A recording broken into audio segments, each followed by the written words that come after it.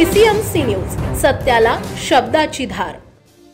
पिंपरी चिंचवड शहराचे सुपुत्र पैलवान काळूराम लांडगे नवी मुंबई येथे राज्यस्तरीय पुणे भूषण पुरस्कार 2024 ने सन्मानित।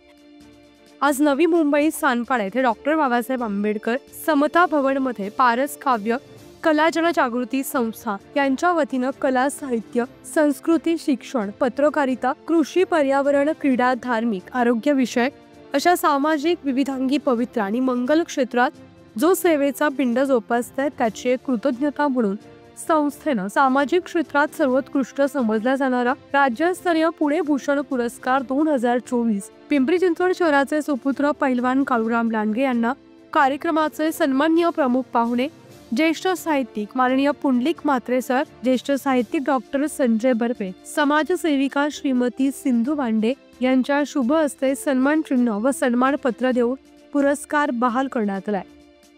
यावेळी एकूण 101 विद्यार्थिनींना पुरस्कार देण्यात आले।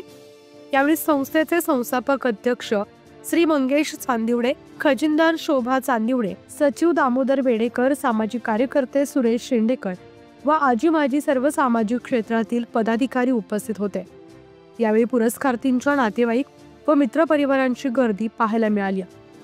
कार्यक्रमाचं सूत्रसंचालन प्राध्यापक शंकर गोपाळ यांनी केलं, तर कार्यक्रम सुरळीत पार पाडण्यासाठी संस्थेच्या कार्यकर्त्यांनी अथक परिश्रम घेतलाय।